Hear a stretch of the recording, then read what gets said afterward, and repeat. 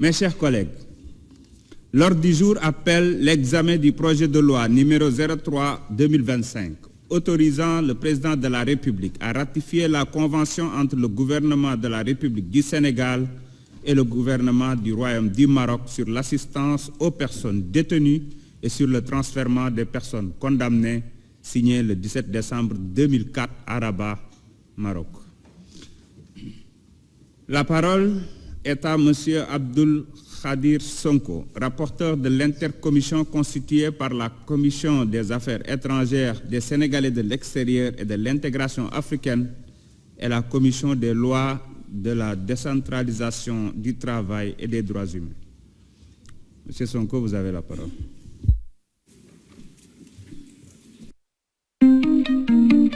Introducing GoDaddy Email and Microsoft 365.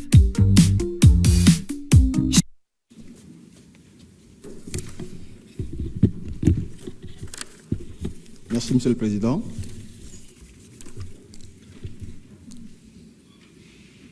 Monsieur le Président, Madame et Messieurs les ministres, chers collègues, l'intercommission constituée par la Commission des Affaires étrangères, des Sénégalais de l'extérieur et de l'intégration africaine et la Commission des lois, de la décentralisation du travail et des droits humains s'est réunie le lundi 3 mars 2025 sous la présidence de Madame Fatou Diop Cissé, présidente de la Commission des Affaires étrangères, des Sénégalais de l'extérieur et de l'intégration africaine, à l'effet d'examiner le projet de loi numéro 03-2025 autorisant le président de la République à ratifier la convention entre le gouvernement de la République du Sénégal et le gouvernement du Royaume du Maroc sur l'assistance aux personnes détenues et sur le transfèrement des personnes condamnées, signé le 17 décembre 2004 à Rabat, au Maroc. Le gouvernement était représenté par Mme Yassine Fall, ministre de l'Intégration africaine et des Affaires étrangères, M. Abbas Fall, ministre du Travail, du Dialogue social et des Relations avec les institutions, et M. Amadou Chérif Diouf, secrétaire d'État auprès du ministre de l'Intégration africaine et des Affaires étrangères, chargé des Sénégalais de l'extérieur, entouré de leurs principaux collaborateurs. Ouvrant la séance, la présidente Fatou Cissé Diop a, au nom des membres de l'intercommission, souhaité la bienvenue à Madame le ministre et à tous ses collaborateurs avant de l'inviter à prendre la parole pour présenter l'exposé des motifs justifiant le dit projet de loi. Abordant l'exposé des motifs, Madame le ministre a souligné que c'est dans le but de renforcer leur coopération dans le domaine judiciaire que les gouvernements de la République du Sénégal et du Royaume du Maroc ont signé le 17 décembre 2004 à Rabat une convention sur l'assistance aux personnes détenues et sur le transfèrement des personnes condamnées. Cette convention a pour objectif d'assurer la protection consulaire et de faciliter l'aide et l'assistance nécessaires aux nationaux détenus sur le territoire de l'autre partie. Elle prévoit, dans un premier temps, les conditions d'assistance consulaire aux nationaux de l'une des parties arrêtées, incarcérés ou faisant l'objet de toute autre forme de détention dans le territoire de l'autre partie.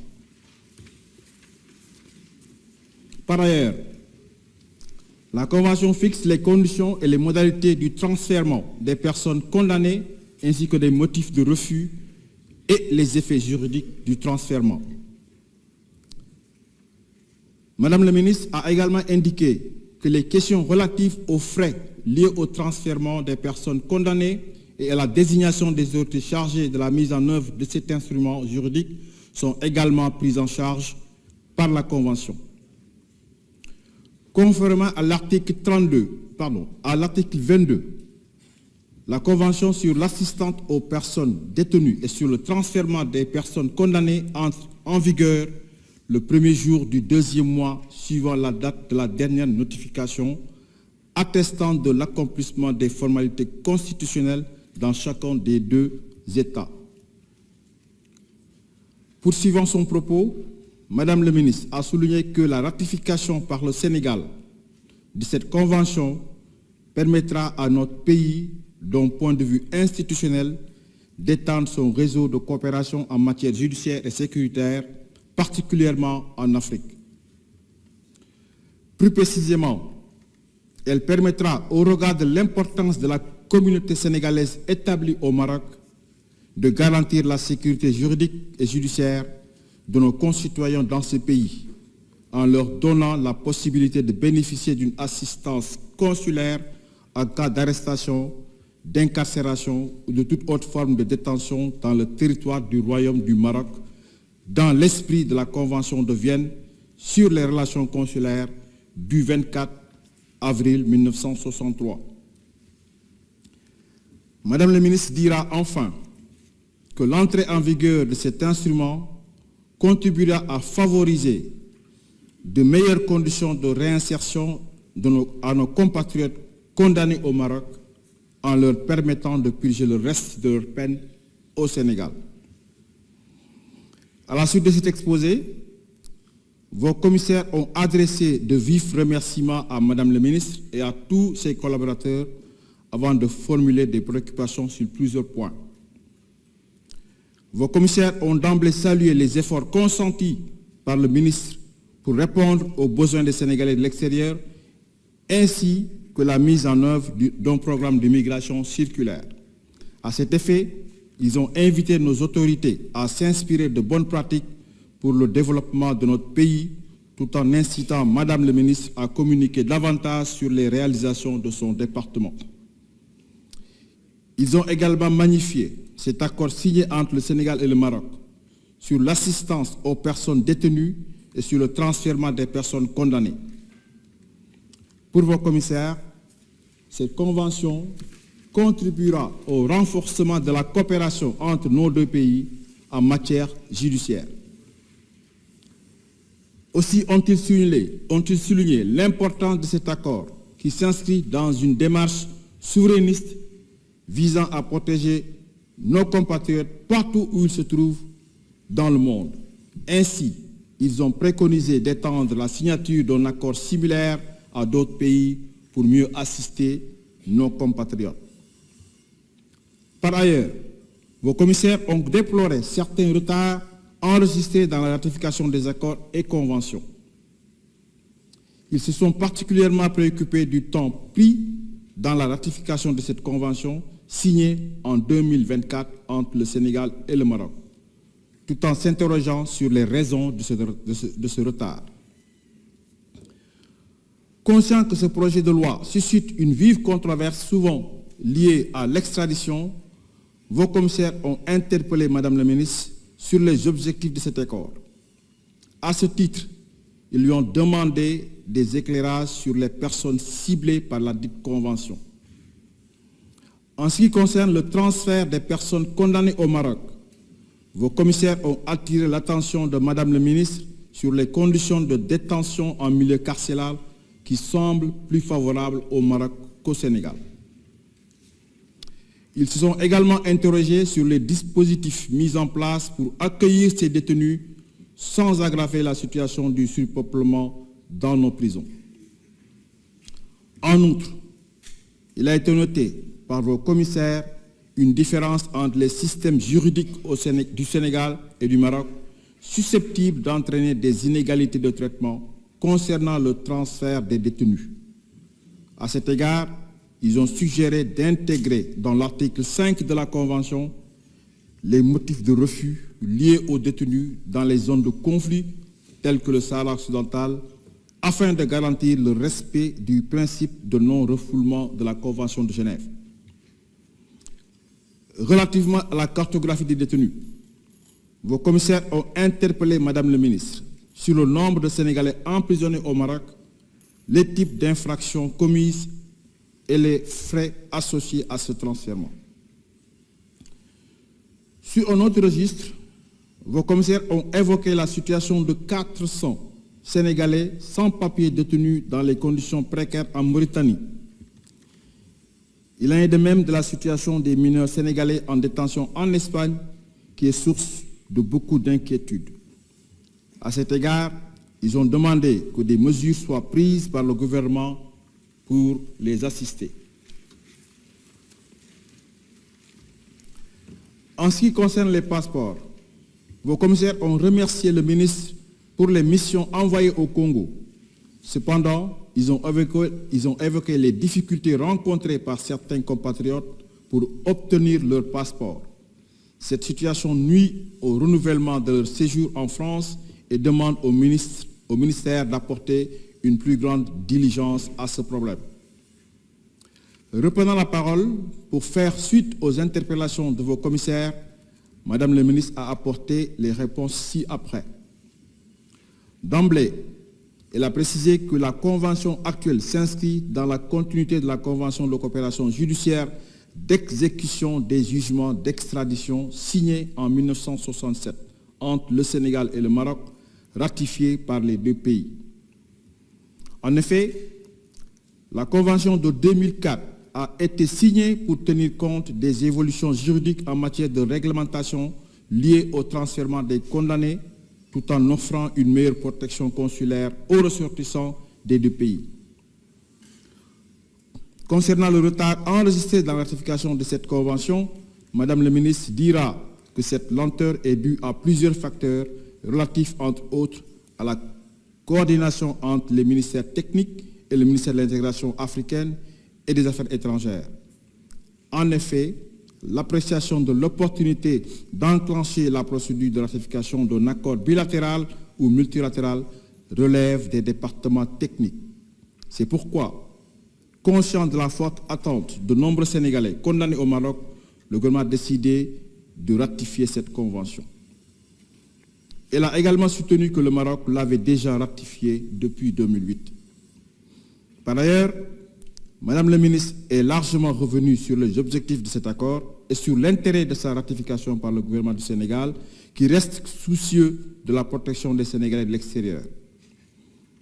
À ce propos, elle a annoncé que cette ratification permettra d'une part au Sénégal de se conformer aux accords internationaux signés dans ce sens, de garantir une sécurité juridique et judiciaire, ainsi que de fournir une assistance consulaire à nos compatriotes arrêtés condamnés au Maroc. Madame le ministre a d'autre part précisé que cette convention s'applique uniquement aux personnes arrêtées et au transfert de personnes condamnées. Par conséquent, cet accord n'inclut pas l'extradition des individus. En outre, elle a informé que des discussions sont en cours entre le Sénégal et le Maroc pour la négociation et la signature de 3 autres projets de convention judiciaire portant sur l'entraide en matière pénale, l'entraide en matière civile et commerciale et l'extradition. En ce qui concerne la cartographie des Sénégalais détenus au Maroc, Madame le ministre a indiqué que 172 personnes sont emprisonnées, dont principalement à Dakhla, et 168 autres à Layoum. Ces prisonniers purgent des peines de 2 à 12 ans pour des délits tels que le trafic de migrants, les escroqueries et le vol. Elle a également souligné le rôle important des consulats dans le recensement des Sénégalais détenus à l'étranger. Relativement aux conditions de transfert, Madame le ministre a précisé qu'il nécessite le consentement du détenu, qui a le libre choix de revenir ou non, et que cette décision peut être influencée par divers facteurs, notamment d'ordre social. Ainsi, la Convention de 2004 permettra aux détenus sénégalais qui souhaitent rentrer de le faire. À ce propos, elle dira que 38 personnes ont déjà exprimé le souhait de purger le reste de leur peine au Sénégal et que les frais de cette opération sont à la charge de l'État d'exécution. Dans la même dynamique, Madame la ministre précisera que les conditions de transfert sont discutées entre les ministères de la Justice des deux pays, en soulignant l'importante contribution du ministère de l'Intérieur et des consulats. Répondant aux préoccupations de vos commissaires sur les conditions de détention, dans les établissements pénitentiaires au Sénégal, Madame la ministre a informé que de la mise en place des programmes visant à réhabiliter et à construire de nouvelles maisons d'arrêt au Sénégal, afin d'améliorer les conditions de détention conformément aux droits de l'homme. En ce qui concerne la situation des Sénégalais détenus en Mauritanie, Madame la ministre a d'abord rappelé les liens qui unissent nos deux pays en précisant que les autorités des deux pays ont engagé des discussions très avancées sur de nouvelles conditions d'obtention des titres de séjour pour les ressortissants sénégalais résidant en Mauritanie. Ainsi, elle a informé que la Mauritanie s'est engagée à transmettre à notre gouvernement les modalités d'obtention du titre de séjour et de la carte de résidence pour nos compatriotes avant la fin du mois de mars 2025. Cependant, il convient de noter que la Mauritanie est actuellement confrontée à la pression de la migration irrégulière liée à la crise dans la sous-région.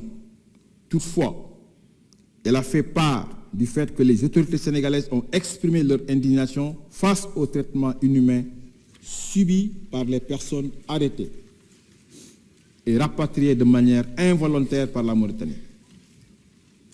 Elle dira également que les autorités sénégalaises ont entamé avec celles de la Mauritanie des discussions au sujet de nos ressortissants et ont insisté sur le respect de leurs droits.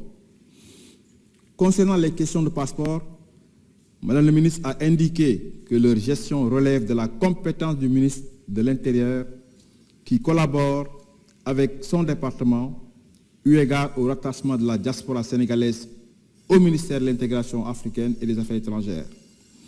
À cet effet, elle a précisé que ce sont les ambassades qui facilitent la distribution de ce document à nos compatriotes à travers le monde.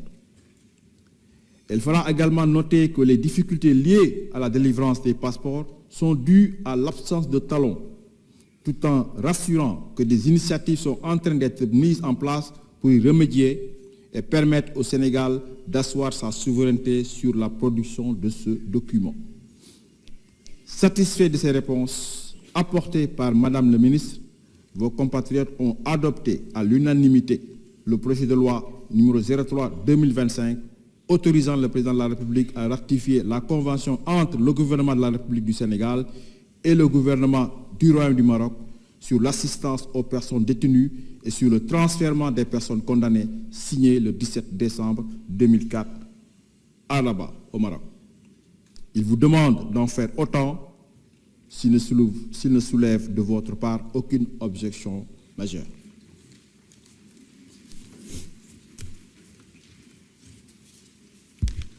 Merci beaucoup, monsieur le rapporteur. Madame le ministre de l'Intégration africaine et des Affaires étrangères, avez-vous des observations de